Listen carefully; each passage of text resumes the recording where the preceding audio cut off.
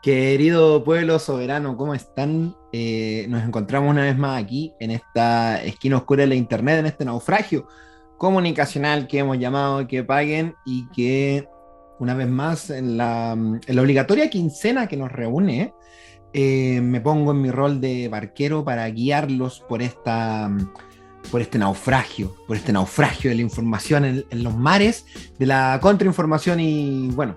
Continuamos con nuestra programación de verano, en este Que Paguen veraniego. Yo me encuentro muy veraniego, afuera hacen unos ricos menos 26 grados Celsius, así que extraño un poco el verano sudamericano. Bueno, ¿qué vamos a hablar hoy? Lamentablemente, padecí. Lamentablemente me volvió una estadística y contraje el COVID, bueno, hace algunas semanas, y lo cual desbarató mis planes, los planes que tenía para el programa que quería grabar para esta quincena. Así que en vista de eso, me he visto en la obligación de echar mano a lo que aprendí durante el COVID. ¿Qué hice durante el COVID, bueno? Primero, perder las ganas de vivir. Segundo, ver mucho cine, ver mucho cine y tratar de nutrirme, ¿no? De todo ese backlog, de todas esas deudas cinematográficas que acumulaba ahí en mis plataformas de streaming y, por qué no, en mis discos duros de piratería. Así que, bueno, más o menos eso es lo que venimos a conversar hoy. Vengo en solitario, sí, voy a ver cómo va esto, espero no aburrirlos mucho y les voy a recomendar varias piezas que pude ver durante mi calvario, durante mi pasión y muerte en el COVID. Algunas las había visto, algunas películas. Bueno, aquí no solamente voy a hablar de películas, vamos a recomendar, perdón, vamos a recomendar películas, vamos a recomendar una película anime, un anime también. Vamos a recomendar un par de cortometrajes y, ¿por qué no?, vamos a recomendar también una novela gráfica para no salirnos, ¿cierto?, de este camino que hemos estado teniendo en nuestro segmento veraniego de cultura pop, ¿por qué no? Y porque, a pesar de que probablemente para los entendidos de la materia del cine o de las novelas gráficas o qué sé yo, del anime, probablemente estos títulos ya les van a más que sonar, pero me sorprendí bastante al descubrir que había mucha gente que, cuando les decía las cosas que había visto, que había revisto, que había leído y tal, que me decían que no conocían las obras. Así que no hay que vanagloriarse del conocimiento propio y mucho menos mirar en menos el conocimiento ajeno. Así que en pos de eso vamos a compartir una selecta secuencia de 10 títulos de 10 horas en este programa. Recuerden que si les gusta el contenido de Que Paguen, compártanlo, suscríbanse.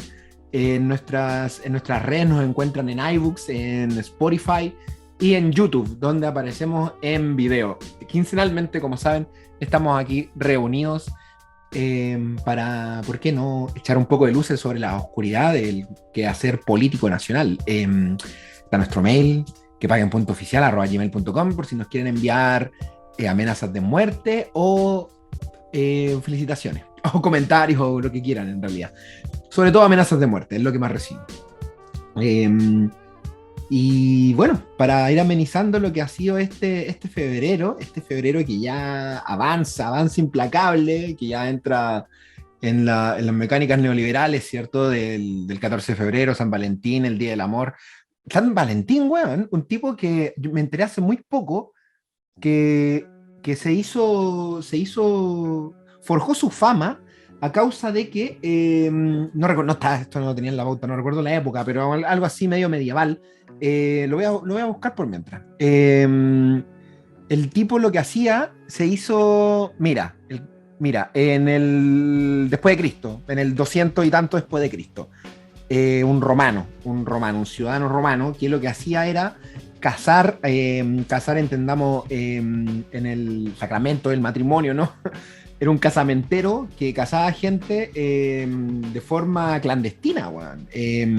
No ciudadanos, ¿cachai? Esclavos o libertos. El loco venía y los casaba, Valentín de Roma se llamaba. Y bueno, una vez el emperador se enteró de lo que hacía don Valentín, weón, lo apresó, le hicieron un rápido juicio, sí, un juicio tipo Caravana de la Muerte, y lo decapitaron. Así que bueno, así murió San Valentín un día 14 de febrero del 269. Esto lo hablamos en el podcast de Ovejas Mecánicas. De ahí lo saqué, weón, me enteré hace poco, weón. Curioso y macabro. Bastante macabro. Me acabo de acordar que salió de ahí, weón. Que de ahí lo aprendí, weón. Mi memoria está en cualquier lugar, weón, en estos momentos, weón. Sobre todo porque estuve, bueno, es menester de nuestro programa, ¿no? Hablar de la contingencia, bueno, y hemos tenido una contingencia bastante acalorada en las últimas semanas, ¿no? Hoy día mismo en la mañana estuve leyendo harto sobre este tipo, no sé si ustedes lo conocen o no sé si a ustedes les sonará, ¿no? Empieza con A, su nombre y su apellido empiezan con A, mira, AA. Alcohólicos Anónimos, Andrés Alamán, quien fuera el otro era canciller de Chile, ¿cierto? Nuestro ministro de Relaciones Exteriores, bueno. Y que, bueno, tras un notable abandono de sus responsabilidades, ¿cierto? Fue descubierto más que descubierto, fue sapeado, ¿no? Por el canciller español, del gobierno español, de que el notable Alamán asumía como secretario general iberoamericano. ¿Qué pasó, weón? Andrés Alamán había desaparecido de la luz pública hace bastantes meses que no se sabía de Andrés Alamán, a pesar de estar viviendo Chile una crisis migratoria severa, y cuyos culpables y responsables no son otros más que, cierto, el abandono del gobierno chileno y de las paupérrimas leyes de tanto de migración como de defensa de fronteras, como de leyes laborales. En fin, la crisis migratoria extiende sus tentáculos, weón, a distintas ramas de nuestro quehacer civil, ciudadano, ¿no? De nuestro país. Agarra también, ¿cierto?, los problemas de salud pública que tenemos, agarra también los problemas de acceso a la vivienda, en fin. El trabajo informal, weón. En fin, weón, es un temón, weón, terrible y desolador, weón, porque es indudable que en el norte es un hecho concreto, hay cosas como la criminalidad que han ido aumentando progresivamente, ¿no? Hay cosas como el sicariato que se están volviendo una normalidad en algunas comunas de nuestro país. Y si bien, como dijo la lumbrera de Diego Chalper, ¿no? El tema de inmigración es tema de Ministerio de Interior, el tema del tema de nuestras relaciones con nuestros colegas geográficos, ¿no? Es sin duda una responsabilidad del Ministerio de Relaciones Exteriores, cuya cabeza era Andrés Alamán, weón. Andrés Alamán, como seguía diciendo, había estado desaparecido, weón. Estuvo desaparecido varias semanas hasta que hace 3 días, cuando era este video, bueno, la semana pasada, el canciller español, como bien había dicho, publicó en Twitter que felicitaba a Andrés Alamán por ser el nuevo secretario general iberoamericano, que es algo así como el caballero que organiza las completadas, ¿cierto?, de los 22 países que pertenecen a la organización. Entonces, ante esto, obviamente saltaron un montón de críticas, puesto que Alamán no estaba cumpliendo sus funciones como canciller, sino que estaba buscando una pega nueva, básicamente, estaba buscando un trabajo nuevo en España. Pues, bueno. Y apenas se supo esta noticia de que Alamán iba a ser el nuevo secretario general iberoamericano, Alamán presentó su renuncia y el gobierno la aceptó, obviamente. Entonces, ¿cuál es el problema aquí? El problema aquí es que Andrés Alamán no debería haber estado buscando pega estando aún como canciller, como ministro, ¿no? Si bien se especificó después de que él estaba de vacaciones, aún así él no debería haber estado buscando trabajo, teniendo ya un trabajo como ministro de Estado. Eh, Se está considerando el tema de acusarlo constitucionalmente, pero realmente eso qué importa después de que Andrea Lamán haya dicho que se anuncia el flamante retiro y cierre de su vida política en Chile. Así igual como lo hicieron otros compañeros de esa generación dorada de la derecha que surgió ahí a finales de la dictadura, ¿no? Hay que recordar que Alamán viene con toda esta camada, weón, de Joaquín Lavín, weón, de Espina, de Jovino Novoa, weón, de Longueira. Toda esta juventud de Van Rieselberg, verga, esta juventud, weón, que iba a venir a agarrar el testigo del legado de Pinochet y que finalmente no agarraron ni una weá porque ninguno logró hacerse con el poder, de hecho. De hecho, uno de los grandes éxitos de Andrea Lamán es sin duda grandes éxitos de la carrera política de Andrea Lamán, weón. Vamos a desglosarlo, aquí se nos va a ir todo el podcast. Vamos a desglosarlo. Ser uno de los creadores de Renovación Nacional, ¿ya? Eso tiene un mérito. Haber estado en el Congreso, eso puede tener otro mérito. Haber sido ministro del gobierno de Sebastián Piñera, ¿eso tiene algún mérito? No, no tiene realmente ningún mérito. Él era del mismo partido y más que mal era una de las figuras conocidas del partido. Y sin duda, donde tocó techo Andrea Lamán y donde se vio lo pequeña cosa que es, la pequeña criatura que es cuando compitió en las primarias presidenciales contra Longueira. O sea, conocemos a Longueira, ¿no? Afamado creador de la ley de pesca, de la corrupta ley de pesca que lleva su nombre, y usuario de la Ouija para conversar con su otrora amigo Jaime Guzmán, que va a aparecer más adelante en este podcast, spoilers. Entonces, tras perder la primaria, pocas semanas después de que Longueira se alzó, ¿cierto? Con el manto de candidato por la derecha, abandonó su cargo, retiró su carrera presidencial. Alamán, por obviedad, iba a ser el candidato que lo iba a seguir.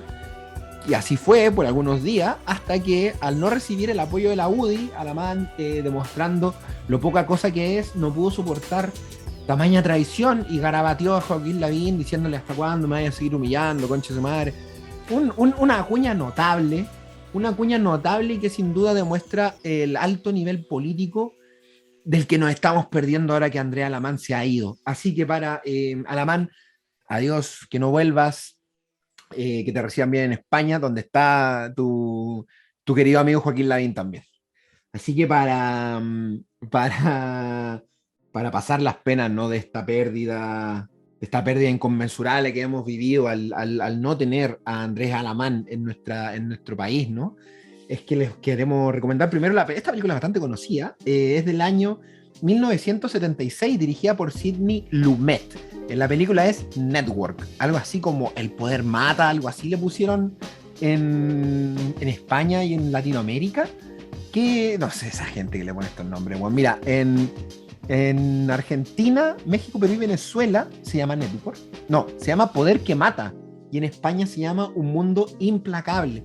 Unos nombres nefastos, ¿por qué no dejarlo como Network? Está bien, Network está bien.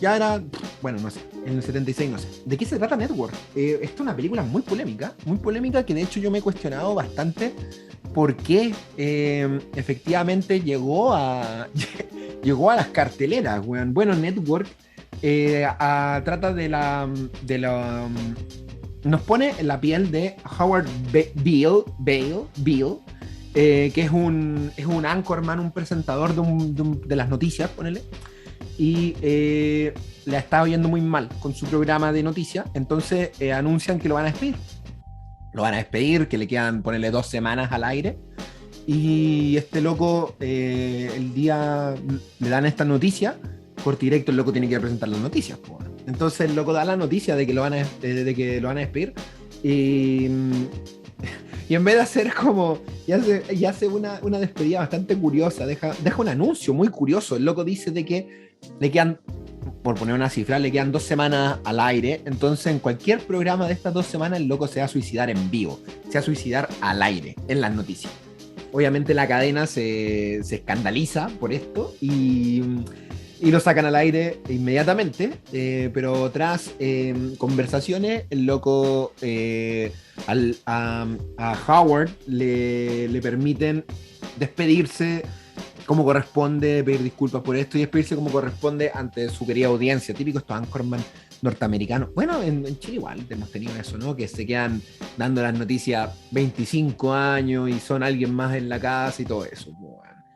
Entonces cuando sale al aire para pedir disculpas y para despedirse como corresponde, realmente lo que hace es empezar a hacer un descargo, una catarsis individual sobre lo nefasta que es la vida, sobre cómo el sistema lo tiene chato y cómo todos se pueden ir a la concha de su madre, básicamente. El loco se manda un descargo en contra de todo lo malo que está en su vida, en todo lo malo que está con la sociedad y todo lo malo que está con los medios de comunicación que a él le han succionado el alma durante todos estos 25 años que ha estado al aire, ¿no?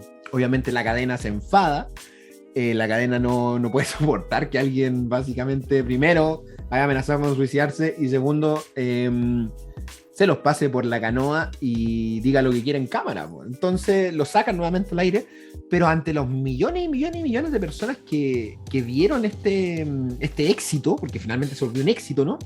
La cadena decide darle como un espacio televisivo y en el cual nuestro querido Howard empieza a diariamente tener un rant en contra de algo de la sociedad.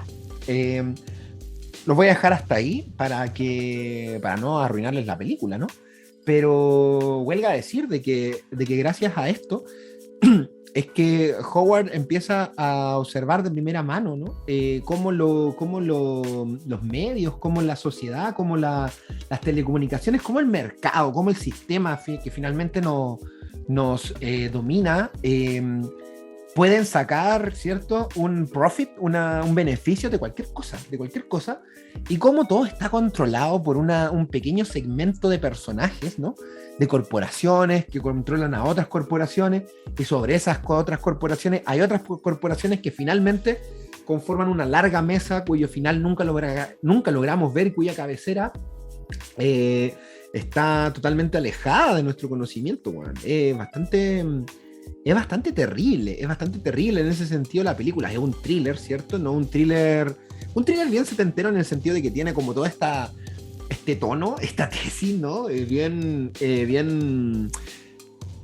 derrotista, bien de que el mundo está en la caca, bueno. Digámoslo la verdad, bueno, algo bien de los 70, bien del cine de Martin Scorsese, bueno. Entonces, está bueno como Bale, Howard, el protagonista, empieza a descubrir que la vida realmente, que más que la vida, que el sistema al cual él repudia por X motivo, realmente es más horrible de lo que él ha considerado, pues, y lo empieza a ver de primera mano, porque él ahora, al ser un nuevo producto de ese mismo sistema, no puede hacer nada al respecto. Bueno. Obviamente esto les puede hacer eco por cosas como, no sé, ese capítulo de Black Mirror, ¿no? 15 millones de méritos, que ocurre básicamente lo mismo, pero claro, aquí lo que pasa es que lo que en el capítulo de Black Mirror es el giro final, acá ocurre en el primer acto de la película, y la carne de la película está mucho más adelante, después ya de que Howard se volvió un material de las cadenas televisivas y de los medios de comunicación. Es una película realmente sólida, realmente escalofriante, porque creo que plantea temáticas ya en los 70, esta película es del 76, plantea temáticas que ya eran bastante horribles, pero que yo creo que en la época no se tenía tal conciencia de que la verdad era así y hasta dónde los tentáculos de poder podían escalar en la pirámide que controla nuestra sociedad, básicamente. Y lamentablemente una película bastante actual, bueno. Es una película bastante actual, puesto que bueno, otros productos, ¿no?, que sin duda beben de esta película, otros productos, sin ir más, ya citamos Black Mirror, pero sin ir más lejos, Mr. Robot, por ejemplo, la serie de USA Network, ya hablan de tratar de desnudar y por qué no de destruir a este 1% del 1% que controla nuestro mundo. Así que, bueno, les dejo ahí Network.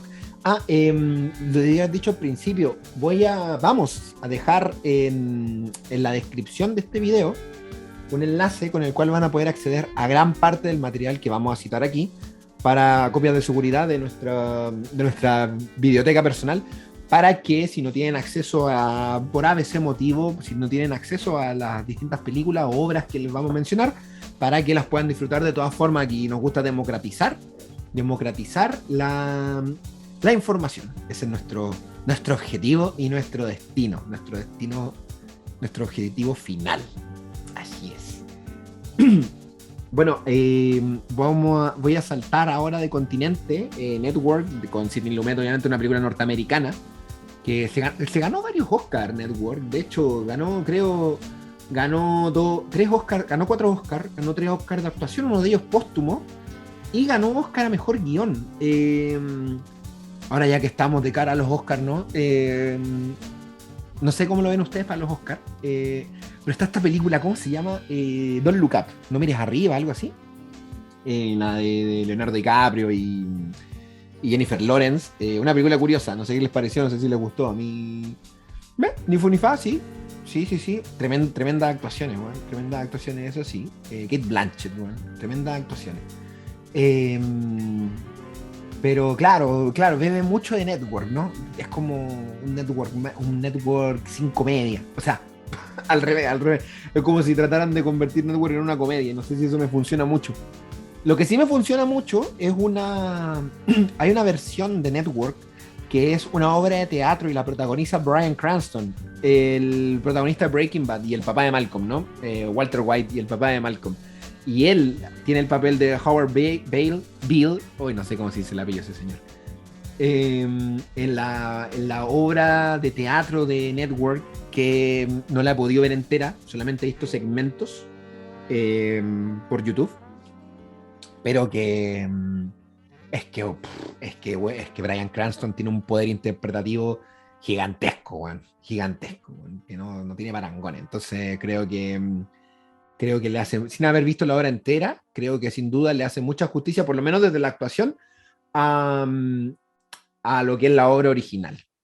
No así Don't Look Up, que obviamente no tratándose de lo mismo, creo que... Gustándome mucho el director de Don't Look Up, weón. Me gusta mucho el director de Vice, peliculón que recomiendo mucho. Lo debería recomendar en este capítulo. No creo que la película logre tocarme las mismas teclas que me tocó Network. Ahora sí creo que Don't Look Up estoy hablando ahora. Creo que es una película correspondiente a sus tiempos, y quizá lamentablemente en los tiempos que vivimos, en los que las casas productoras y las majors no toman tantos riesgos a la hora de permitir grandes presupuestos, ¿no? Creo que lo que hace Don't Look Up es lo más lejos que se puede llevar en la dialéctica de las grandes productoras, si uno quiere hacer como un cine un poco más irreverente y un poco más incisivo. Creo que lo más lejos que se puede llegar en el mundo que vivimos ahora de Disney y Amazon Prime es Don't Look Up y no Network. Quizá por eso Network me funcionaba mucho más, ¿no? Porque estaba como este Hollywood sumido, ¿cierto? En esa mirada nihilista sobre esa mirada depresiva, weón, que básicamente es lo que te da la guerra, weón, lo que te dan las crisis, lo que te da... Bueno, sí, porque no, lo que te da la guerra, weón. Y sobre guerra vamos a seguir hablando. Saltamos de continente y nos vamos allá a la antigua Unión Soviética con la siguiente película que les quiero recomendar. En bielorruso, que es su idioma original, se llama Idi y Smotri. Espero haberlo dicho bien, perdona a los oyentes de Bielorrusia por mi pronunciación errónea. Come and See, Ven y Mira, del director Ellen Klimov. Esta película estrenada en 1985 y filmada por el cuadragésimo quiere decir 40, ¿cierto? Por los 40 años de la victoria soviética sobre la Alemania nazi. Temazo, ¿no? Entonces, para celebrar esto, la Unión Soviética permitió que Klimov estrenara esta película Come and See. Un nombre curioso, después vamos a explicar por qué se llama así. Primero vamos a sumergirnos en la trama. Hay que decir que esta película, quizá a diferencia de Network, esta película yo no se la recomendaría a todo el mundo. De hecho, por ejemplo, Paulina, mi pareja, es bastante sensible con algunas temáticas. No sé, por ejemplo, temáticas del holocausto, películas de guerra así muy, muy crudas. Sí, sí, es delicada con esos temas. Entonces yo, por ejemplo, cuando después conversamos sobre lo que yo había estado viendo en COVID, le conté esta película y le dije, no la veáis, porque es una película muy, muy, muy cruda. Bueno. Comanche. ¿Cómo se llama? Edie y Smotry. Edie y Smotry se trata sobre la invasión nazi en la Bielorrusia. Recordemos que en la Segunda Guerra Mundial, cuando Hitler invade Polonia, la Alemania nazi y la Unión Soviética tenían el pacto Ribbentrop-Molotov, este pacto de no agresión, este pacto secreto, en los cuales estaba estipulado que la Unión Soviética también se iba a dividir Polonia con Alemania. Entonces, cuando Hitler avanza sobre Polonia y Stalin hace lo propio sobre Polonia también, este desgraciado bigotón aprovecha de hacerse con el resto de los países eslavos que estaban alrededor de Polonia, es decir, Lituania, Letonia, Estonia, Bielorrusia, Ucrania, creo. Y cuando Hitler estalla con la operación Barbarossa y empieza a invadir la Unión Soviética, rápidamente se hace con los terrenos eslavos. Dentro de la doctrina nazi estaba a creer que los eslavos eran infrahumanos. Esa es el concepto que utilizan, los infrahumanos. Entonces realmente no merecían ningún tipo de empatía, ningún tipo de clemencia. Bueno. De hecho, es a causa de eso que Bielorrusia, imagínate, bueno, Bielorrusia fue el país que más sufrió a causa de una ocupación. Bueno. Imagínate eso. Bueno, estamos considerando, no sé, países como Polonia, ¿cachai? Y también estamos considerando en el contexto del holocausto, bueno. Pero bueno, como los judíos lamentablemente fueron extirpados de diversos territorios, no es la misma comparativa que con lo que pasó con Bielorrusia, que la población civil bielorrusa como tal fue la población civil de un territorio puntual más afectada por la ocupación de cualquier país en la Segunda Guerra Mundial. Entonces, ¿de qué trata Comanche? Edie Smotry trata de un niño, un infante, que, como decíamos, vive en Bielorrusia, ¿cierto? Y que vive en un campo, entonces cuando los alemanes pasan por este campo, más que por este campo, sí, pasan por ahí y destruyen a todo el mundo, este niño decide unirse a los partisanos. Que los partisanos sabemos son como la resistencia, ¿cierto? Organizada, las guerrillas organizadas que se levantan en armas en contra de quien ocupa el territorio y para tratar de hacer la contraguerra, ¿no? La guerra de guerrillas. Entonces este niño quiere unirse a los partisanos y en eso que se une a los partisanos de su territorio, ve de primera mano la ocupación nazi. Ahí está. Esa es la sinopsis. Realmente la película no puedo decir que se trata más allá de eso porque se trata exclusivamente de eso. Un niño con muchas ganas de defender su territorio, su país, su pueblo, su villa, más que su país, no tiene el niño, tiene una bandera, quiere defender a su pueblo, a su mamá y a los chanchos de su granja y tal. Y que rápidamente se ve envuelto en los crímenes más terribles que puede lograr la bajeza humana. Esto, a mí la película la verdad me choqueó bastante. Yo Network la había visto antes, aquí fue un revisionado lo que hice en COVID, pero con Comanche la vi por primera vez y me choqueó bastante, amigos. Es una película muy dura, muy cruda. Obviamente no les voy a arruinar la crudeza de la película, pero hay... Sí, no tiene gore como tal, así no crean que no van a haber gente destripada y tal. No van a ver nada que no hayan visto en El Soldado Ryan. No hay nada que no hayan visto en El Soldado Ryan a niveles de violencia. Es decir, gente baleada, algo poco, gente baleada, gente sin, no sé, no hay amputaciones, por ejemplo, en El Soldado Ryan hay amputaciones. se ven tripas y cosas. Aquí no hay nada de eso, weón. Aquí no hay nada de eso, weón. Pero los niveles de maldad que suda la película, creo que los niveles de maldad provenientes de los nazis, de lo que hacen los nazis con los eslavos, recordemos, con los infrahumanos, me parecen macabros, pero macabro es poco, me parece un vistazo a lo que debe ser el infierno, weón. La película fue unas curiosidades de esta cinta que tuvo muchos problemas para pasar por los caminos de la censura, ¿no? Qué difícil de haber sido tener ahí tu cinta durante el régimen soviético, ven, y pasarla, oiga, quiero estrenar esta cinta en sala y pasar ante los censores soviéticos, bueno, que otra cosa no, pero eran soviéticos, bueno, y ya sabemos cómo va eso. Entonces esta película tuvo muchos problemas. De hecho, el primer problema que tuvo es que la película originalmente se llamaba Kill Hitler, esa es la traducción, asesinen a Hitler. Y bueno, al departamento de censura soviética no le pareció el nombre y le pusieron Comanche. Entonces, esta película se filmó en orden cronológico, algo que no es muy común en las producciones cinematográficas, es decir, lo que se ve en el principio es lo primero que se filmó y así correlativamente hasta el final.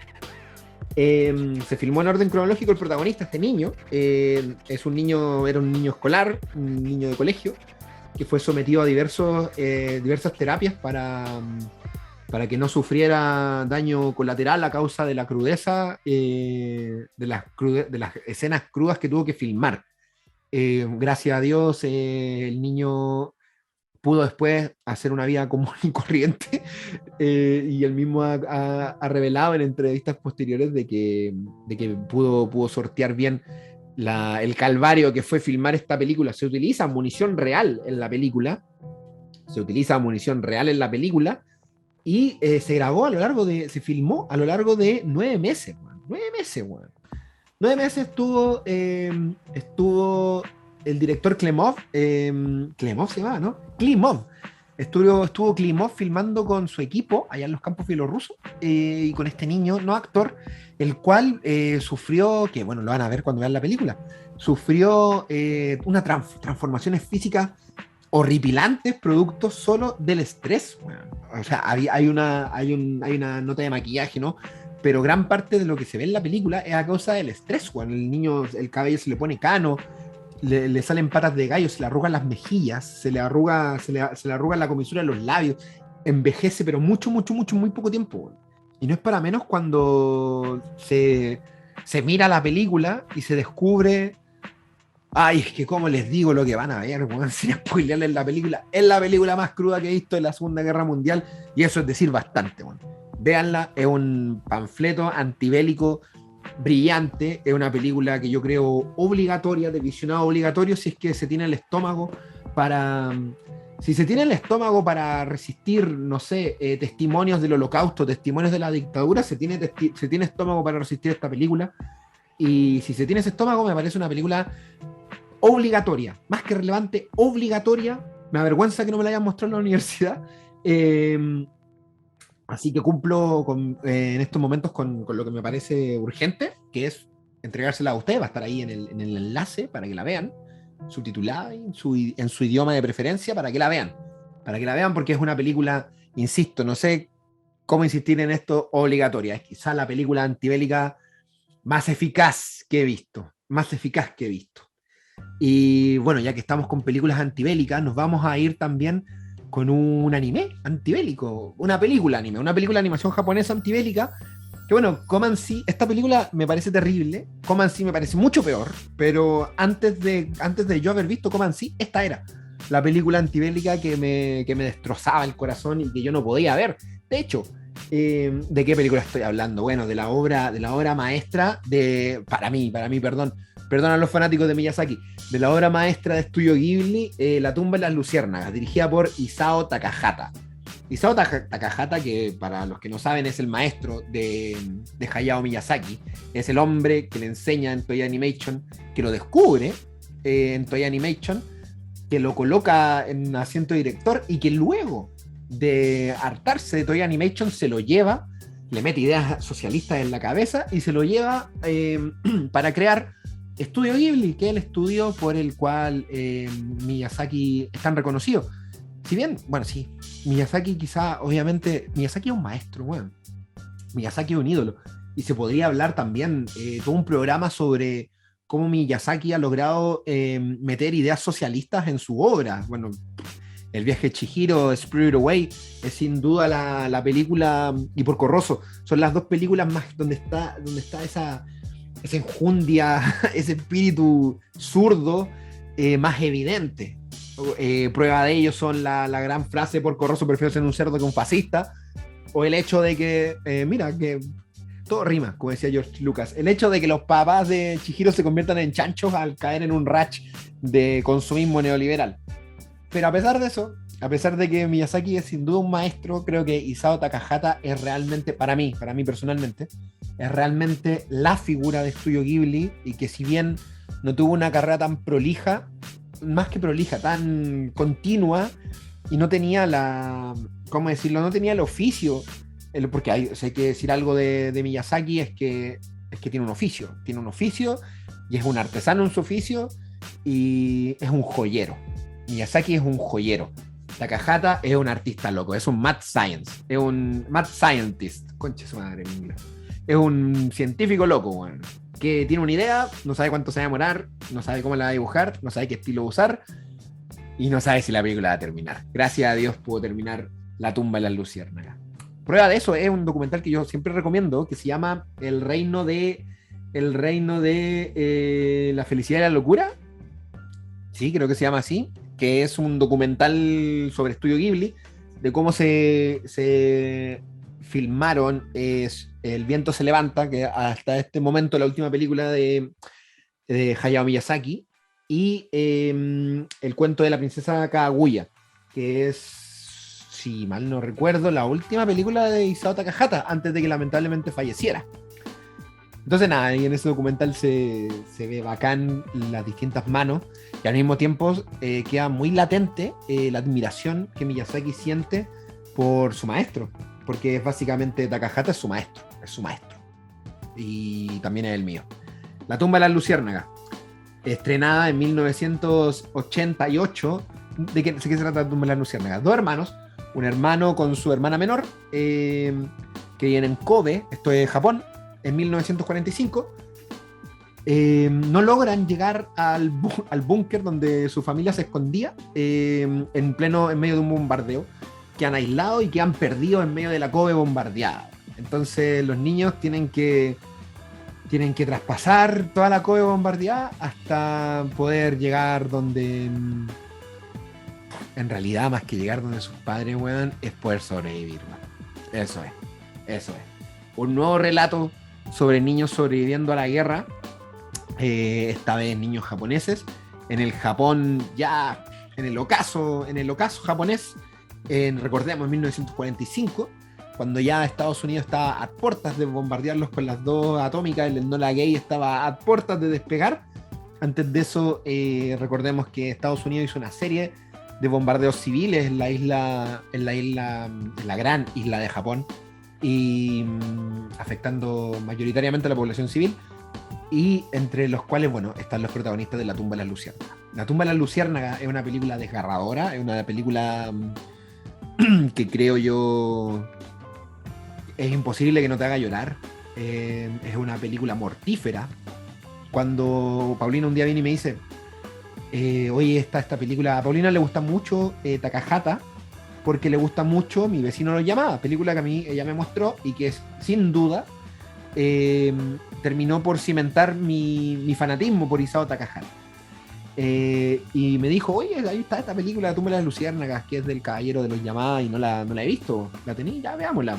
Dije, sí, veámosla. Me quedé dormido adrede, porque no podía permitirme verla otra vez. Y me desperté. Coincidentemente me desperté en el final, que bueno, el final es desgarrador, bueno.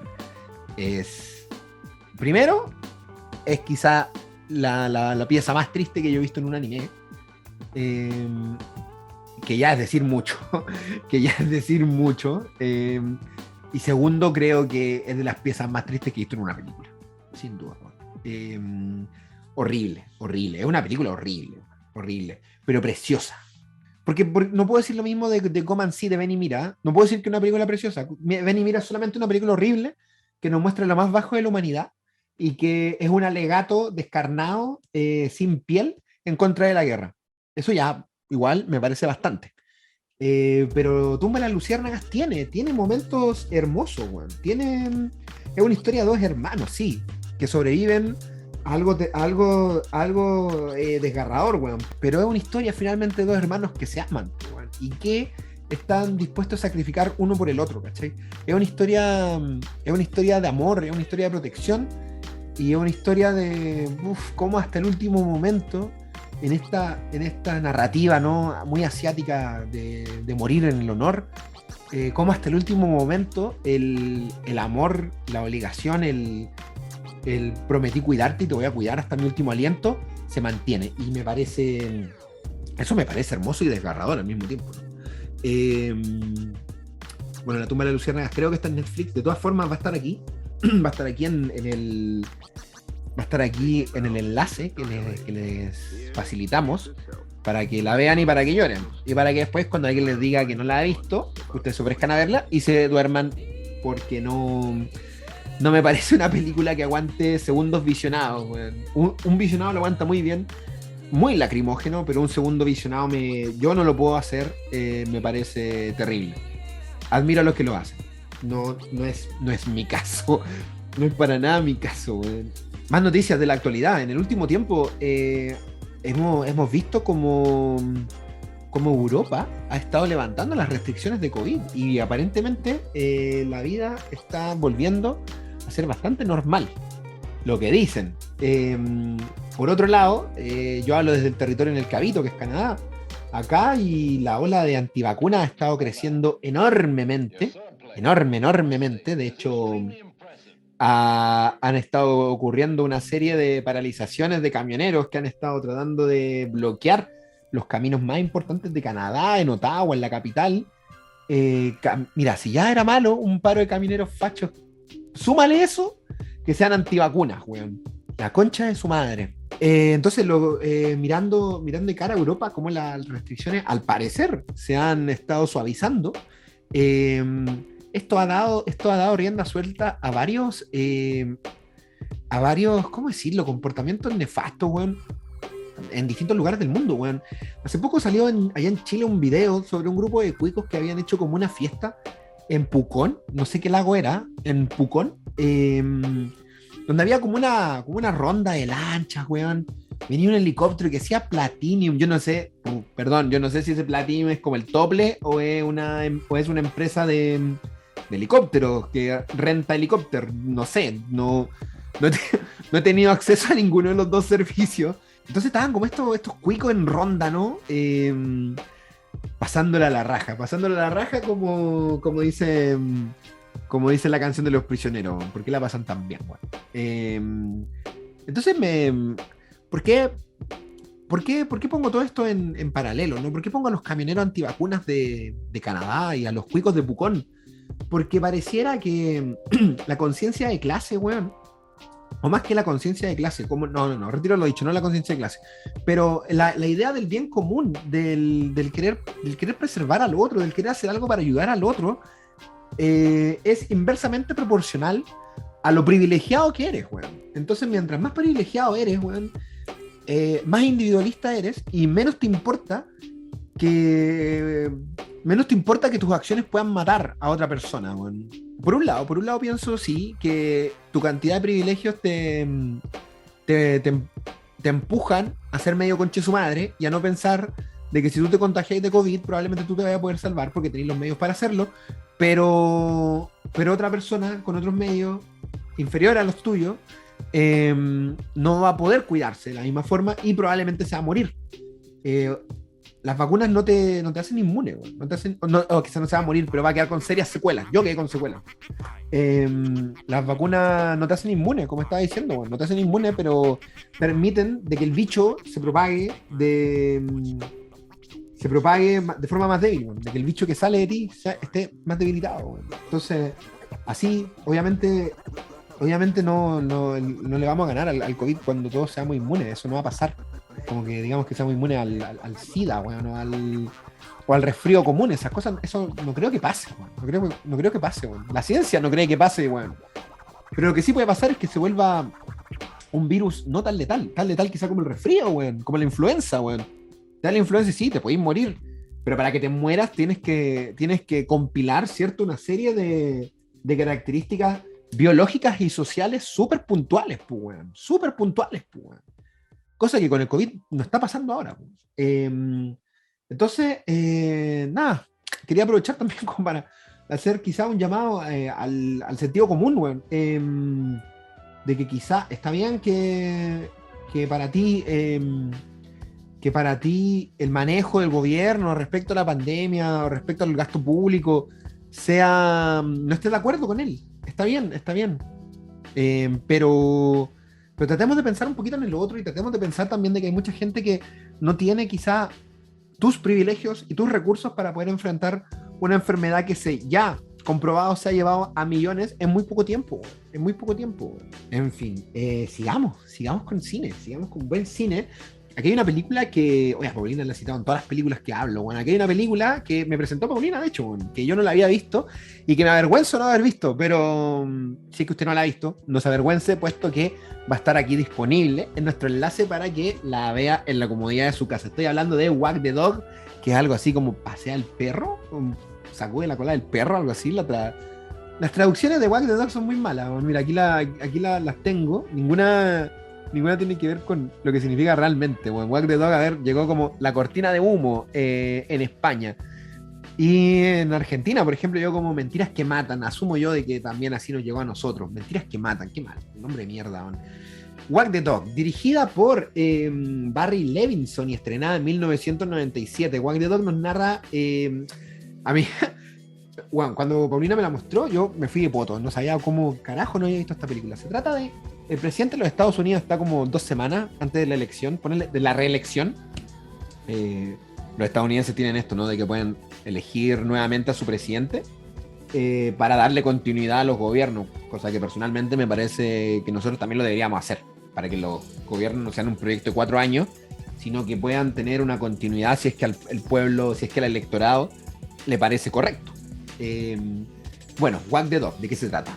El presidente está como a 2 semanas antes de la elección y he descubierto, haciendo insinuaciones carnales a una menor de edad, hermano, en la sala oval, todo mal. Esto es descubierto y obviamente es aprovechado por la oposición y la imagen del presidente, del candidato, se desploma pero por los suelos, obviamente. Bueno. Entonces, ¿qué pasa? Bueno, la oficina del presidente contrata a Conrad, estoy fatal con los apellidos hoy día. Conrad Brand, que es lo que se llama, es interpretado por Robert De Niro, y su personaje es lo que se llama un spin doctor. ¿Qué es un spin doctor, weón? El spin es esto, mira, en resumidas cuentas, es un publicista. El spin doctor es alguien que realiza el spin. ¿Qué es el spin? El spin es tomar un acontecimiento y utilizar el acontecimiento para cambiar la opinión pública. Ponele, si queréis decir manipular el acontecimiento, generar el acontecimiento o darle otra lectura al acontecimiento para generar un cambio en la opinión pública. Conrad Brand, que es Robert De Niro, ¿cierto? Entonces lo contratan para tratar de revertir la situación, pues, bueno. El presidente se está yendo al garete, entonces lo que hace Robert De Niro es contratar a Stanley Motz. ¿Quién es Stanley Motz? Es un director y productor de cine, bueno, interpretado por Dustin Hoffman. Dustin Hoffman aquí en los 90, en uno de sus mejores momentos, bueno. Entonces, Dustin Hoffman le trae la loca idea a Robert De Niro de crear una guerra. Algo así como en Serbia, como en Bosnia, crear una guerra en la que Estados Unidos obviamente se tiene que ver implicado para poder devolverle la credibilidad al gobierno, weón. Qué terrible, weón. Esta vez es terrible, weón. Es como... Esto me recuerda mucho a lo que hizo Perón, a lo que hizo Perón. Esto me recuerda mucho a la guerra de las Malvinas. Es algo bastante similar a la guerra de las Malvinas, weón. Entonces, salvo que la guerra de las Malvinas hubo una guerra real. Entonces lo que pasa en la película es que Dustin Hoffman, ¿cierto? Crea todo lo que sería como... Crea un espectáculo, weón. No crea un espectáculo. Eso es lo que hace, crea un espectáculo, weón. Crea filmaciones de guerra falsas, weón. Crea un tema musical para la guerra. Crea despachos de prensa, weón. Y empieza a crear una serie. Crea todo lo que se te ocurra, weón. Crea héroes, weón. Crea una imaginería, weón. Crea simbologías, weón. Y todo eso es liqueado a la prensa. Entonces la prensa empieza a creerse de que esta guerra, que realmente no está ocurriendo, de que esta guerra está ocurriendo de verdad. Y ahí está ya la trama de cómo básicamente los poderes, weón, empiezan a manipular la realidad para, como bien dije antes, crear opiniones y generar opiniones, ¿por qué no? Basadas en fake news, weón. Es una película en el 97 que está hablando de las fake news, weón. Wag the Dog, weón, es un peliculón. No puedo seguir hablando de la trama porque ya sería entrar en territorio peligroso, igual ya dije bastante.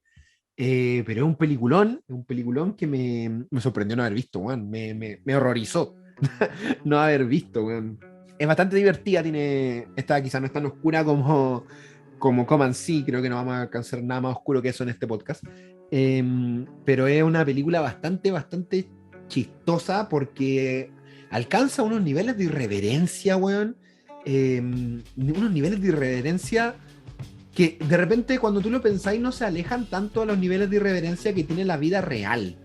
En el sentido de que, por ejemplo, si pensamos, sin ir más lejos, la Segunda Guerra Mundial, una guerra que de verdad ocurrió, los motivos que tenía, uno de los motivos que tenía Hitler para invadir Polonia es que hicieron una operación de falsa bandera y vistieron a unos soldados alemanes con uniforme polaco y se robaron unos cables de cobre, weón. Eso era uno de los motivos, weón. Entonces, weón, irrisorio, weón. ¿Para qué hablar de todas las operaciones de falsa bandera que ha hecho Estados Unidos para lograr entrar en las guerras? No voy a entrar en Pearl Harbor, puesto que no quiero entrar en conspiraciones, pero la que se me viene a la mente, obviamente, es la guerra de Vietnam y el evento en el Golfo de Tonkin, pues, donde los estadounidenses dijeron que les habían hundido un barco, y un barco que realmente nunca existió, o sea, que existió, pero que no estaba ahí y que nunca fue hundido, entonces no estaba ahí en el momento en el que supuestamente fue hundido y que obviamente nunca fue hundido. Entonces me gusta cómo Wag the Dog toma conceptos de eventos que han ocurrido en la vida real y los lleva al extremo, a la sátira, a la parodia, pero que de repente, como te plantea la película, te das cuenta de que la parodia no es tal, ¿cachai? De que realmente esta parodia podrías llegar a creértela, ¿cachai? Si estuviera tan bien montada como se monta en la película, weón. Una película que sin duda habla de las fake news, weón, y cómo pueden cambiar el curso de un país, weón. Porque recordemos, el presidente está acusado por actos pedófilos, weón. O sea, weón. Les dejo ahí Wag the Dog, va a estar también acá abajito. Vamos recapitulando, tenemos Network de Sidney Lumet, tenemos La tumba de las luciérnagas de Isao Takahata, hemos tenido también Wag the Dog de, ¿cómo se llama el director de Wag the Dog? Lo olvidé, de Barry Levinson, y hemos presentado también Idi y Smotry de Elem Klimov, de la noble tierra de la Bielorrusia. Vamos a volver a Europa del Este para hablar de una cinta más que yo vi bastante pequeñito y ahora me volví a merendar y que me encanta. Y que la quiero recomendar por dos cosas. Primero, creo que es una película histórica que habla de... No sé si vieron esa película que se llama La Terminal, güey. No es la película de la que voy a hablar. Pero una película sobre Tom Hanks que, ponele, yugoslavo, y llega a un aeropuerto estadounidense y su país se disuelve y se queda sin país. Entonces su pasaporte ya no existe. Entonces, gracias a esa película he reflexionado a lo largo de muchos años cómo sería quedarme sin país. ¿Qué pasa si algún día Chile se disuelve, weón, y mi pasaporte deja de existir? Y mi historia, weón. Y la historia de mi patria, weón, no sé, weón, es triste, weón. A pesar de que no me gusta mucho Chile, weón, pero es triste, weón, pensarlo como... Hemos sido forjados por una historia, weón, y de eso precisamente habla esta película, Underground, del director Emir Kusturica, el director serbio Emir Kusturica, estrenada en 1995 y ganadora de la Palma de Oro en el Festival de Cannes de ese año.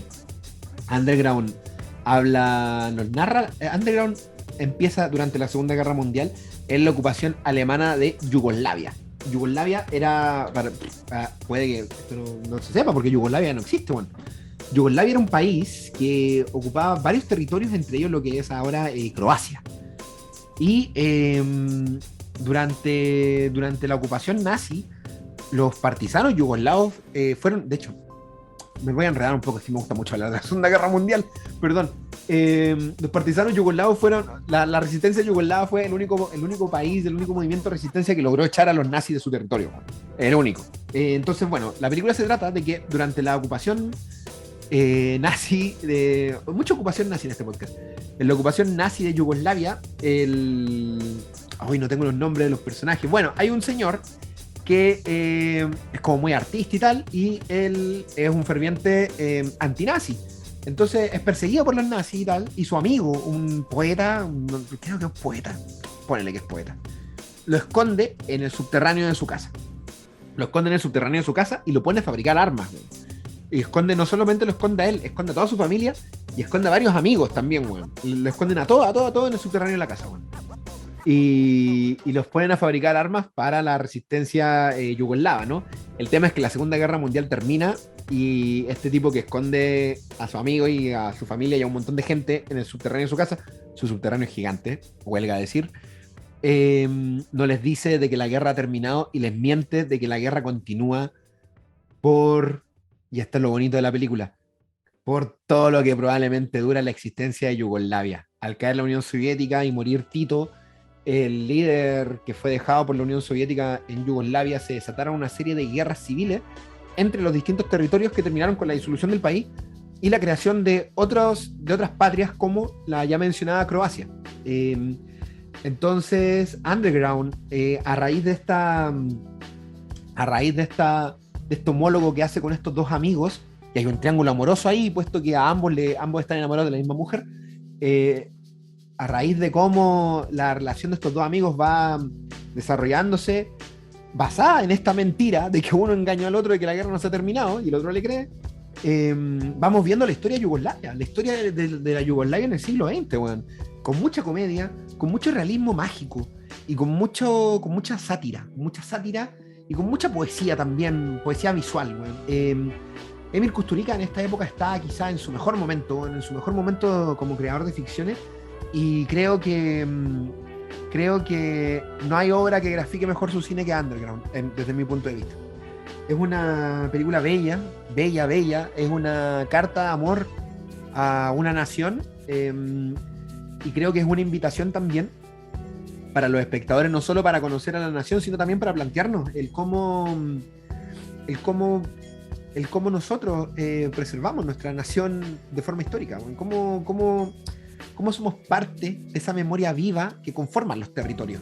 Underground, a través de Emil Kusturica, es una Yugoslavia que no va a morir nunca, y es la crónica de la pasión y muerte, del ascenso, pasión y muerte de lo que fuera un territorio que tuvo bandera, que estuvo en los Juegos Olímpicos, weón, que fue al Mundial, weón, y que ya no existe y ya nunca más va a volver a existir, weón. Underground es una película preciosa, muy, muy graciosa, muy irreverente a cagar, con una banda sonora pero exquisita. ¿Quién está ahí? La No Smoking Orquesta. Lo estoy diciendo de memoria, perdón si me equivoco. Con unos temazos, pero inigualables, weón. Y es muy larga, sí, quizá para algunos es muy larga, dura casi 3 horas. Pero ¿cuánto dura la historia de un país, weón? ¿Cuánto puede durar la historia de un país, weón? Véanla, disfrútenla, va a estar aquí en los enlaces, puesto que es, creo yo, el testamento que cada país debería tener, weón. Existan o ya no existan, cada país debería tener su propio underground, puesto que no hay forma más linda de compilar casi 100 años de historia que como lo hace esta película, weón. A pesar de, spoiler, ya lo dije, Yugoslavia se disuelve. A pesar de saber cómo las cosas terminan, weón. El camino es precioso. Y el final es sobrecogedor a cagar. Weón. Todas estas películas tienen algo político entre medio, por algo han sido elegidas aquí en nuestro selecto menú de Cineclub que paguen, ¿no? Qué linda es Hambre. Bueno, volvemos a Norteamérica, puesto que esta quizás me va a demorar un poco en presentárselas, porque es una comedia, es otra comedia dirigida por el célebre director Stanley Kubrick, weón. Y estrenada en 1964, Doctor Strangelove, o con el subtítulo de How I Learned to Stop Worrying and Love the Bomb. Cómo aprendí a dejar de preocuparme y amar la bomba. Así se llama la película, Doctor Strangelove. Un peliculón, una sátira bélica sobre la guerra atómica, y que nos cuenta que un general en plena Guerra Fría, ¿cierto? Esto recordemos en los 60, un general estadounidense ubicado en un puesto en Alaska, se vuelve loco, se chala, cree que los soviéticos se han infiltrado en la cultura norteamericana a través del flúor en el agua, y lanza sus bombarderos atómicos en contra del suelo soviético sin avisarle a nadie. Moscú se entera de esto, Inglaterra, la OTAN se entera de esto, y tratan de detener este bombardeo atómico, pero el general ha puesto en alerta máxima la base, cierra la base,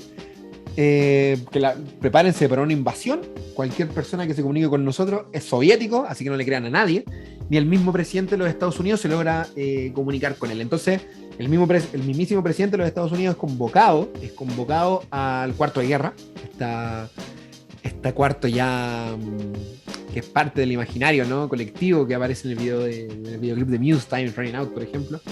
Esta típica mesa circular, ¿cierto?, con arriba como la luz de selfie, ¿no? O sea, con la luz de influencer, ¿no? Pero gigantesca sobre la mesa, también como una dona, esta luz de dona gigante bajo la mesa de dona, el mapa del mundo de fondo, y el presidente de los Estados Unidos se junta con sus generales a debatir qué pueden hacer, cómo pueden detener este bombardeo atómico en suelo soviético. Entonces nada, es una comedia bastante, a mí me da bastante risa, pero la verdad sí, es una comedia bastante hilarante, man.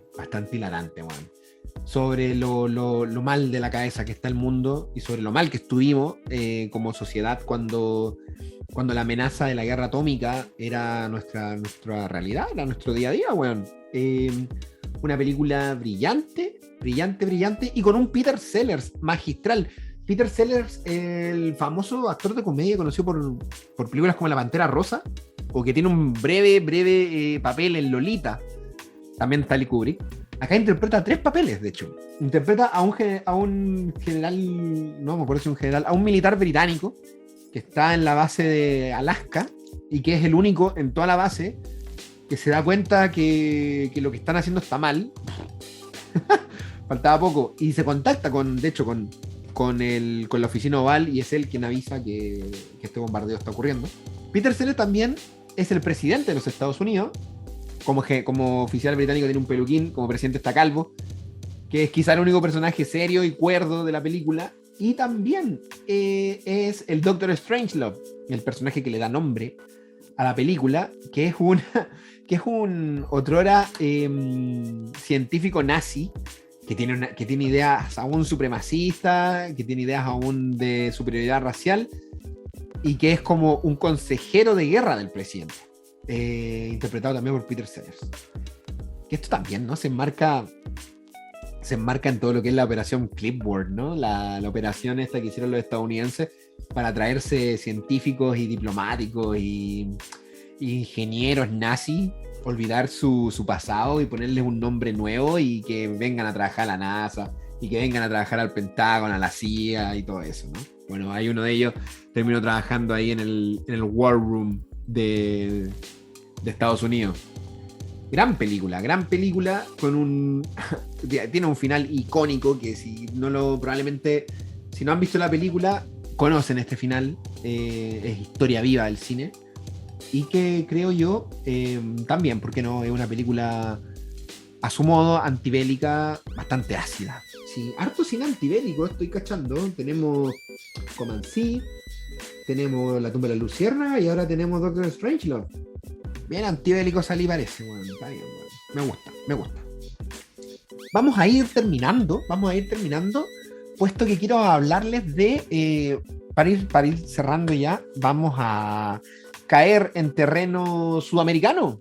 Vamos a caer en terreno sudamericano y vamos a hablar de la historia oficial, bueno. La historia oficial, que es una película argentina dirigida por Luis Puenzo y estrenada en 1985. Bueno. La historia oficial es un peliculón. Por favor, véanla. Bueno. Va a estar ahí en el enlace. Todas las que hemos dicho van a estar en el enlace. La historia oficial trata de recordemos que en Argentina hubieron un par de dictaduras, como en toda Latinoamérica, en el siglo XX, ¿no? Hubieron varias dictaduras. Bueno, en Argentina también tuvo la suya, ¿no? Tuvo la de Videla, el proceso de reorganización social, en fin. Proceso de reorganización se llamaba, ¿no? Creo que sí, la última dictadura, la que termina efectivamente en el 83. Entonces, esta película, la historia oficial, se trata de una profesora muy acomodada y que tiene ¿cómo decirlo? Un entendimiento de la realidad que habita, de la realidad, digámoslo, de la Argentina que habita, basado en la historia oficial que se ha contado de cara a la dictadura, ¿cierto? Recordemos, ahora uno puede hacer revisionismo histórico y saber que todos los horrores que se cometieron en todas las dictaduras de Latinoamérica, pero en esos momentos, cuando las dictaduras recién cedían los poderes, no todos los horrores habían sido desnudados, güey. Entonces había valga la redundancia, historia oficial, bastante distorsionada y bastante manoseada, ¿no? Por quienes dejaban el poder.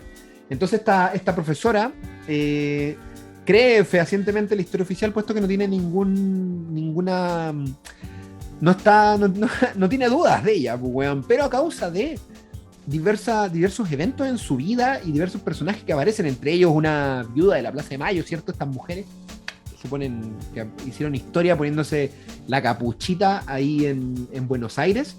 Empieza a cuestionarse si la historia si la historia oficial que conoce es realmente la historia verdadera, y empieza a hacer una revisión de lo que fue la dictadura argentina. Una película brutal, una película como nunca la hemos tenido en Chile y que le valió a Argentina el primer premio Oscar a Latinoamérica. Y el segundo Globo de Oro para Latinoamérica. El primero fue en los 50, La Dama de las Camelias. La Dama de las Camelias, sí. Una película brillante, poderosísima, desgarradora, y que es muy valiente, weón. Se empezó a filmar, de hecho, en dictadura. Se empezó a filmar en el 83, creo, ¿no? Sí. Se empezó a filmar en el 83, cuando aún había dictadura. Y bueno, hay un reportaje que se hizo como el making of de la película, con la actriz y todo, la actriz muy comprometida con el papel, weón, con el papel. Entonces ahí se ve como un poco cine guerrilla tuvieron que filmar esta película, puesto que el terrorismo de Estado seguía en vigencia, weón. Véanla, puesto que es una película valiente, una película necesaria, y una película también la sumaría yo a la lista de películas obligatorias que tenemos que ver como ciudadanos nomás, como ciudadanos del mundo, weón. Es importante que como ciudadanos del mundo nos hagamos cargo de la historia, no solo nuestra, sino también de nuestros vecinos, weón, para que aprendamos de ella y para que en conjunto, en esa sinergia que componen los territorios, podamos crear una historia comunitaria más justa. Qué necesario es darle una revisión a la historia oficial de nuestro terrible territorio latinoamericano. Qué necesario. Bueno, para ir cerrando, quiero hacerle unas breves recomendaciones. Mira, se me acaba de ocurrir, mala junta que no la tenía aquí no la tenía aquí en mi pauta, en mi improvisada pauta, bueno. Mala Junta, una película chilena sobre un niño, vamos con niños de nuevo, sobre adolescentes más bien, un adolescente que tiene como compañero a un adolescente mapuche, ponele, y que sufre bullying. Entonces se arma como una amistad aquí entre los dos niños, el niño Winca, ¿no? Que es bien peluzón, así es bien matón, Y el niño mapuche que es más tímido, es más callado, por así decirlo, ¿no? Entonces se arma una amistad, pero al mismo tiempo esa amistad entra en conflicto con la realidad que viven los mapuches, con la realidad que viven las comunidades mapuches, ¿no? Con con la brutalidad policial que enfrentan a diario, weón, y creo que la película lo grafica bastante bien, weón. La película es ¿de qué año es? Malajunta del 2016, weón, dirigida y escrita por Claudia Guayquimilla, una tremenda cineasta en nuestro territorio, weón. Una gran cineasta, weón, y que sin duda creó una película muy respetuosa, también urgente, weón. Esta va a ser el podcast de las películas urgentes, bueno, no, voy a quedarme solamente con esas tres películas urgentes. Comancí, La historia oficial y Mala Junta, weón. Una película urgente para nosotros, para que estemos un poco más cerca de lo que le pasa a nuestros pueblos originarios, weón. Hay que recordar que ellos, ellos eran propietarios de nuestra tierra, weón, y esas tierras fueron compradas a precio de migaja o fueron directamente usurpadas, weón, por la fuerza, weón. Entonces sí. Muy que seremos chilenos y la República de Chile, pero los mapuches estaban antes, weón. Así que nada, mala junta que se me acaba de ocurrir, weón. Mira, qué bonito, qué bonito. Qué bonito porque vamos a seguir con Chile y voy a recomendar dos cortometrajes. Dos cortometrajes que ahora sobre todo están bastante en boga, puesto que uno... Bueno, voy a empezar. Voy a partir con Los Huesos. Los Huesos, un cortometraje de Cristóbal León y Joaquín Cosiña. Creo que escribí bien los apellidos. Los Huesos es un cortometraje de stop motion bastante bueno, que trata... que dio vueltas por todo el mundo y que salió bastante aplaudido y premiado en el Festival de Venecia, sin ir más lejos. Este cortometraje supuestamente nos cuenta la historia ficticia de la primera película stop motion del mundo, que supuestamente fue encontrada en Chile, la excavaron este año, la excavaron en el 2021, y este año, perdón, la excavaron en el 2021 y encontraron esta película que supuestamente fue filmada en 1901 y que muestra, de nuevo, esto en técnica stop motion, es brillante, la primera película stop motion del mundo supuestamente, dentro de la ficción, y que esta película muestra una niña que hace un ritual con huesos, con osamentas humanas, hace un ritual con el cual invoca los espíritus de Jaime Guzmán y de Diego Portales, ¿no? Los padres constitucionales de Chile, weón. Los padres constitucionales de la oligarquía chilena, del fascismo chileno y de nuestras constituciones conservadoras, weón, con una tendencia a lo militar, weón, al fascismo, sobre todo. Entonces, esta niña invoca los espíritus de Jaime Guzmán y de Diego Portales y se descasa de esta herencia oligárquica. Brillante. Un cortometraje hermosísimo, con una técnica fabulosa y que a su manera, con unos recursos muy de la época en la que se supone que ocurre, logra contar una historia mágica y que al mismo tiempo se condice con algo mágico que está ocurriendo en Chile, que es la escritura de una nueva constitución, y que esperemos nos descase, nos divorcie, si se quiere, de esa trayectoria oligárquica fascistoide que hemos heredado de los padres de nuestra patria, de Diego Portales y de Jaime Guzmán. ¿Por qué no? El segundo cortometraje... bueno, ¿dónde ver Los Huesos? No va a estar aquí en el link, puesto que creo que estos productos me parece responsable pagar para verlos, porque claro, son trabajos de cineastas pequeños, no estamos hablando de un Pablo Larraín, estamos hablando de cineastas, si se quiere decir, más pequeños, ¿no?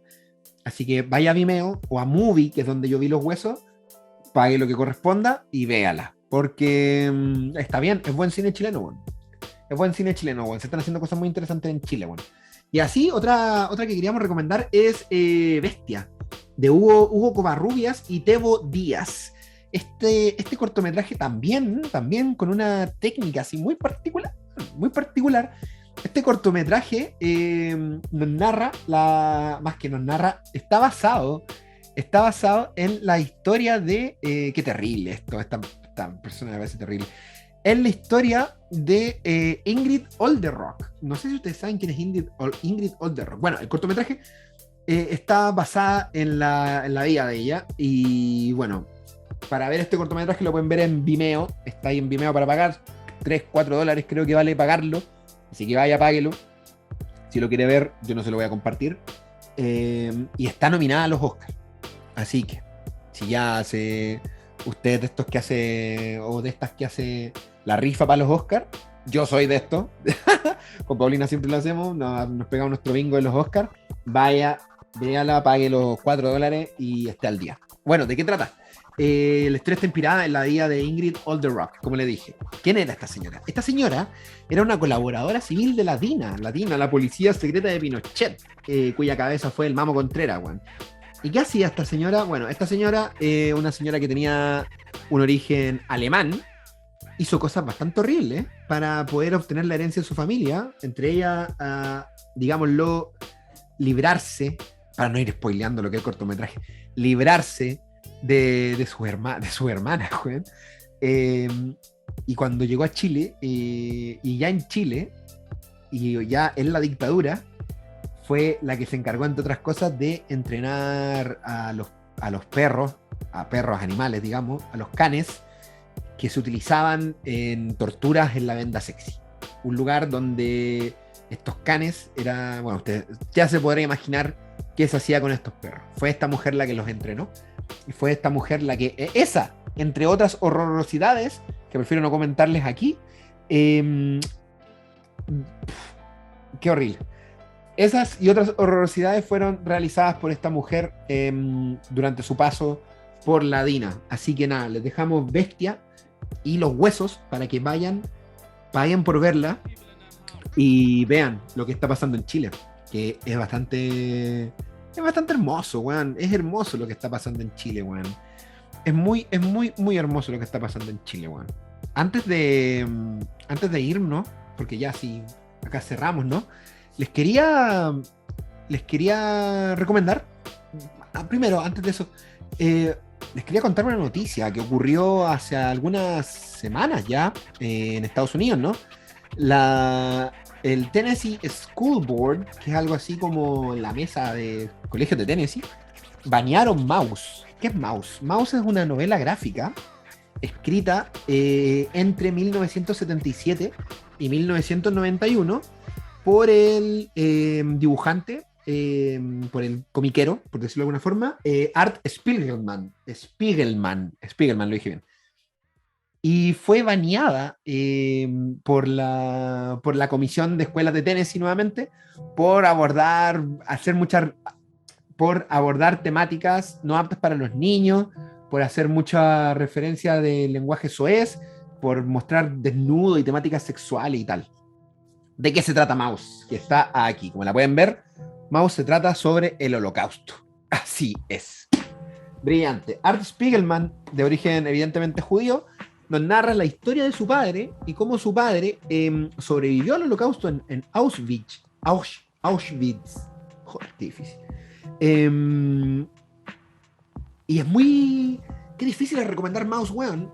Entonces, la historia se trata, por un lado, de cómo el padre de Art sobrevive al Holocausto desde antes, desde que está en el gueto, es detenido, todo su calvario en el Holocausto, hasta que logra ser liberado e irse a Estados Unidos.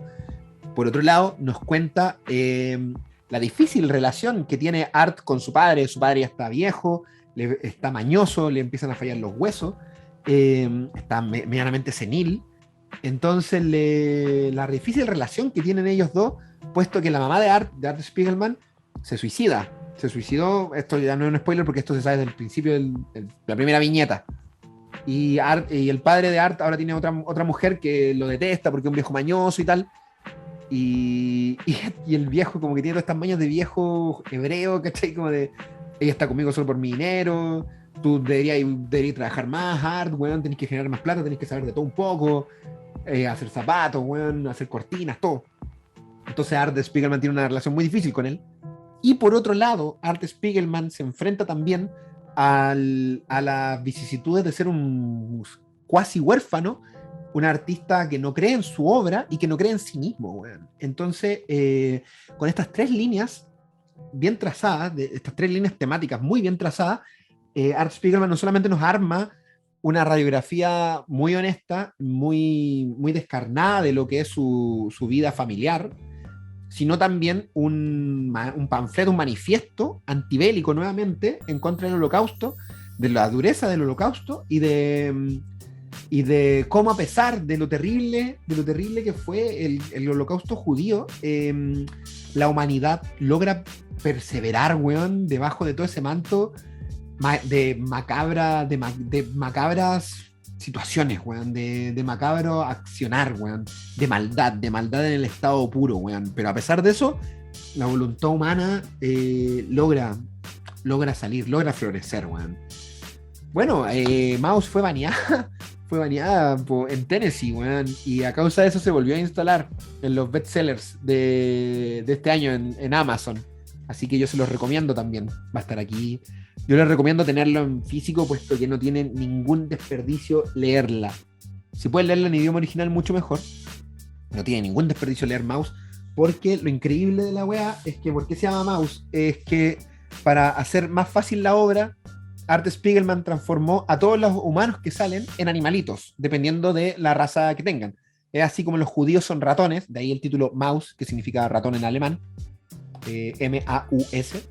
A los gatos a los nazis los transformó en gatos, a los polacos los transformó en chanchos, por ejemplo, y así cada humano, dependiendo de su origen, es transformado en un animal distinto, weón. Y lo cual es bacán, porque le da una textura y una frescura a esta obra que ningún otro formato aguanta, weón. Mouse ha tratado de ser adaptada varias veces, pero Spiegelman se ha negado siempre. Yo no creo que la veamos adaptada jamás, puesto que es de esas obras que creo que en su formato original y en su concepción original es como deben ser consumidas. Y aprovechando la polémica de la Tennessee School Board, es que yo les extiendo Mouse a ustedes para que la vean, la disfruten y se den cuenta también de que es un documento necesario y brutal sobre lo bajo que podemos caer y sobre la historia que no queremos que se repita. Dicho esto, querido pueblo soberano, nos hemos agenciado aquí un programita con hartas recomendaciones. Espero que algunas les sume, espero que se las haya vendido bien, ¿no? Espero que algunas, si no conocían alguna de estas películas, o este cómics, o estos cortometrajes, o esta película de anime, la disfruten. Espero que les deje algo, yo creo. Cualquiera de estas obras les deja algo, sin duda. Cualquiera de estas obras no los deja. Uy, me enredé caleta. Estas obras los remueven, los van a remover a sus cimientos, sin duda, bueno, yo creo. Por lo menos a mí lo ha hecho, y las personas que las han visto y con las que las he conversado también les ha sucedido lo mismo. Estas obras te traspasan los huesos, te traspasan la carne y te invitan a la reflexión, que yo creo que es algo que el audiovisual o el arte en general debería tener como obligación prioritaria, bueno, invitar a la reflexión de nuestra realidad, invitar a la reflexión de la vida de la sociedad en la que nos toca vivir en el momento puntual que nos tocó existir, y que nos entreguen herramientas y ¿por qué no?, lentes para poder mirar la realidad con ojos críticos. Está bien el espectáculo, está bien la diversión, está bien Marvel, pero creo que está bastante bien también, está bastante mejor, quizás, si se quiere, cuando la obra busca zamarrear lo que nos ahoga, busca denunciar lo que nos asfixia y busca, ¿por qué no?, ser un elemento transformador en esta lucha cotidiana que tenemos, weón, contra la injusticia, weón. Esto ha sido Su Que Paguen Quincenal. Nos encontraremos en 15 días más, usted sabe ya dónde, con nuestros programas seculares. Vamos a volver con nuestra programación habitual en la próxima quincena de Que Paguen. Así que nos estaremos viendo acá en 15 días más con Jonan, con la Natalia y con toda la contingencia nacional e internacional. Nuevamente su humilde barquero, Rob Núñez, en este periplo, ¿no? En este barco con los argonautas de la desinformación, bueno, tratando de traerles un poco de luz a la sombra que se cierne sobre nuestro Ismaus personal. Cuídense y... cuídense, que estén muy bien, protéjanse, cuiden a los suyos y recuerden que la historia es nuestra. Y los que nos la quieran arrebatar, que paguen.